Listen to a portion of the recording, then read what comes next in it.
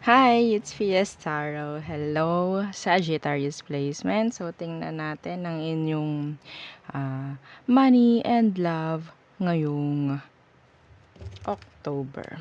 Okay, so syempre, before tayo mag-start, kung hindi ka pa nakakapag-subscribe, please do subscribe and hit the notification bell para lagi po tayo maging updated sa mga mangyayari pa lang. Okay, and yeah, don't forget na mag-follow sa atin pong FB page. And kung meron pong tanong pagdating sa private reading, message lang po tayo sa atin pong FB page for more info. Okay, same name lang po ng channel ang ating FB page. Okay, it's Fias Tarot. Okay. So, kumukulog. Oo. Okay. Kumukulog-kulog ngayon. Kumusta ba ang inyong panahon? Okay.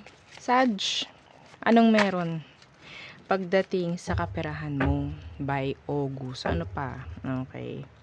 Ano pang pwede nating makuha? Okay. Sagittarius placements. Anong meron pagdating sa kaperahan mo ngayong October?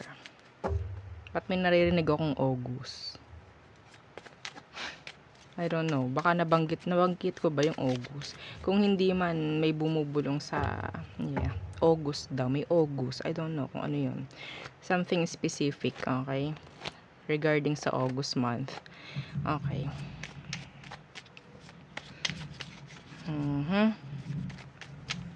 Money ng mga Sagittarius. Unexpected income. Sinong may ayaw? Wala.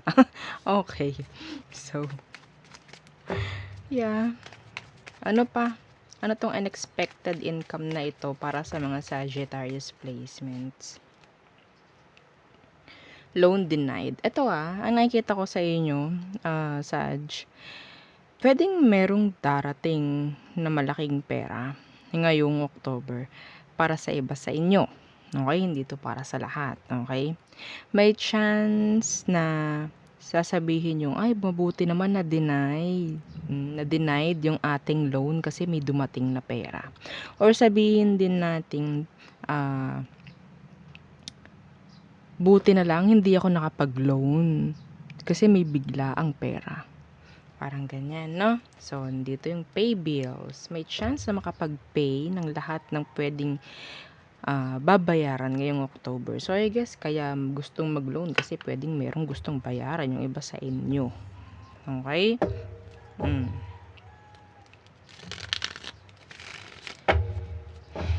Ano tong unexpected income for Sagittarius? Oh! Okay. The Ace of Pentacles in reverse. Yeah, may parating. This is big. Okay, some of you may na-delay. Okay, na pera, like inaasahang pera. And then ngayon, pwedeng sabihin nating matupad na or magkaroon ng parang, okay, makukuha mo na. Parang ganyan. Okay, yeah, meron ditong parang nag-pause. P-A-U-S-E. No? Para may ganyang nangyari sa kaperahan. So, nandyan yung, syempre, parang merong tsyung.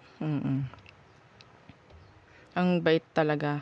Yung iba sa nagsasabi, marunong talaga ang Panginoon ang sinasabi ng iba. Every time na kailangan mo dyan, darating. Parang ganon, no?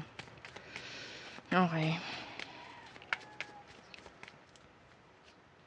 Yeah, the Two of Wands in reverse. Hindi inaasahan, yeah. Okay? Ano tong loan denied? What's with the loan denied? The Two of Cups, yes. Kasi pwedeng meron ng mangyayaring like offer. Okay? Yeah, the Two of Cups. Sabihin nating atulong. Tagalog, oo.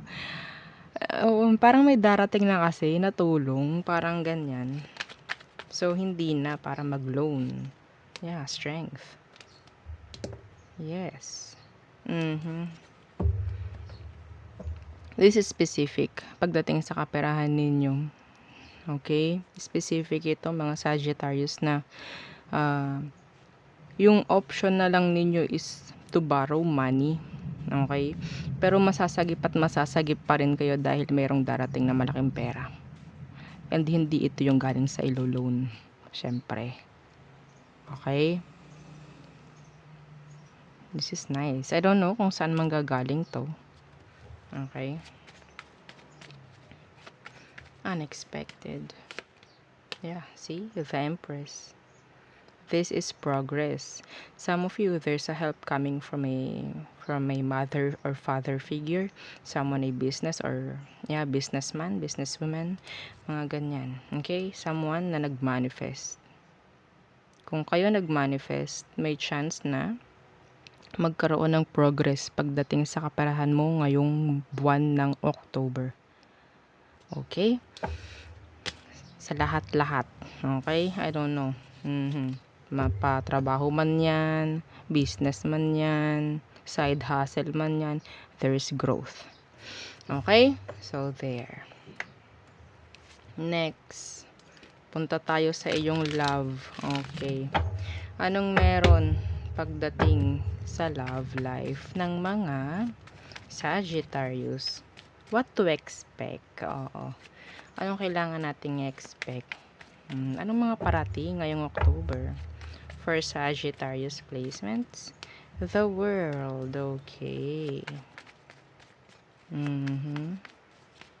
Some of you, there's like a cycle na talagang mag-end. Okay? End of a cycle na sinasabi. Yeah, the world. The Seven of Swords in reverse. Bakit ako namamali-mali? Seven of Swords in reverse. And the Five of Wands. Okay. Some of you, mayroon ditong something lang na magkokos ng parang pain. Okay? Dahil kailangan mong makita yung katotohanan. Some of you, makakita ka ng katotohanan, makakita ka ng clarity ngayong buwan pagdating sa kung anumang issue meron kayo. Ito yung way para magkaroon ka ng clarity. Okay? Ito yung way, ito yung parang gagawin ni universe, no, para ipagdukdukan sa iyo yung isang sitwasyong hindi maging okay. Okay? Para ipapakita niya sa iyo, ito kasi yun Sagittarius parang ganyan. Okay, may panggigigil pang ganun. Ito kasi yun para makita mo, para malaman mo. May pain doon. Okay, pero magsisilbi yung parang eye-opener. Okay? So, there. Yeah, see? The Eight of Swords. Bulag pa Nakapiring pa yung mata ng iba dito. Bulag-bulagan, bingi-bingihan. Okay, so pwedeng may gawin si universe ngayong action para sa'yo. And syempre, magkokos ito ng a lot of pain. A lot. Asahan niyo yan. A lot of drama. Okay, ano tong Seven of Swords universe? Okay. Strength in reverse yun. Ito yung parang sabihin natin, ito yung mag-aalis ng pag-hold back mo or sabihin natin pag-stay mo sa isang sitwasyong hindi na maging okay. Okay? So, asahan nyo. Isipin nyo itong sinasabi ko, parang trailer lang to ng mangyayari ngayong October. Ha? Okay, ano tong Five of Wands? What's with the drama? Yeah, the Emperor. Yes, this is decisions. Masakit man, pero kailangan to. Okay? Yeah. Clarity. See? Mga kasagutan, kalinawan na mangyayari ngayong October, mga Sagittarius. The Ace of Swords. So, I see some of you cutting people, cutting situation off. Okay? Yeah. Nagiging careful na lang din. Okay? So, yun ang nakikita ko na pwedeng mangyari ngayong October. Okay? So, tayo tumungo na sa all signs. Okay, check natin. Aries through Pisces. Okay. Sagittarius. Anong meron? Okay, Aries. Oops. Okay. So, this is an ending. Okay, some of you, meron ditong binablock ka ng Aries na ito. You need to sabihin nating lumayo na. Okay? Taurus.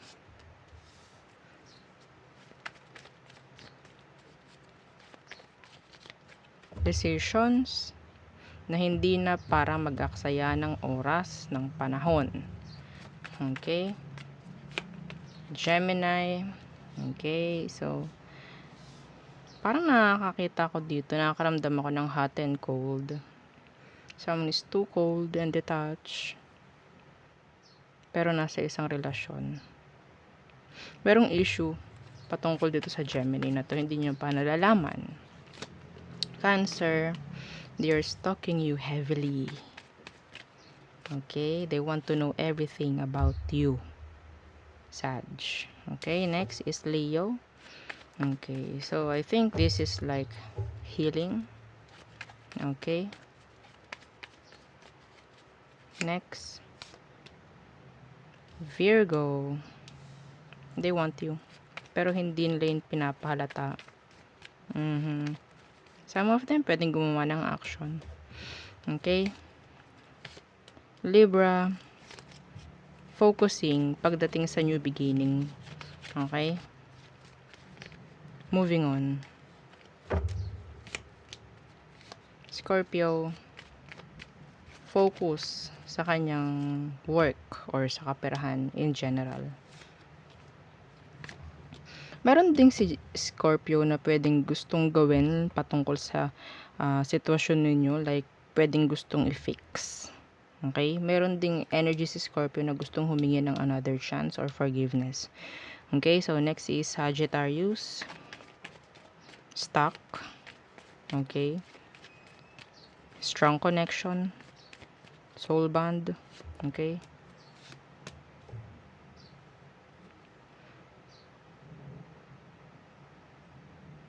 Capricorn. Okay. Avoiding you. Ayun lang ng stress. Pwedeng vice versa. Aquarius. So, ina-avoid ka rin. Kina-cut off ka niya Aqua. Pisces. They still want you. Okay? Pero ayun lang ng responsibilities. Okay? Yan. They're like back and forth. Stay or should I pursue? Parang ganyan. Okay? So, there. Yun po ang ating reading for you. Sagittarius placement. So, thank you. Bye!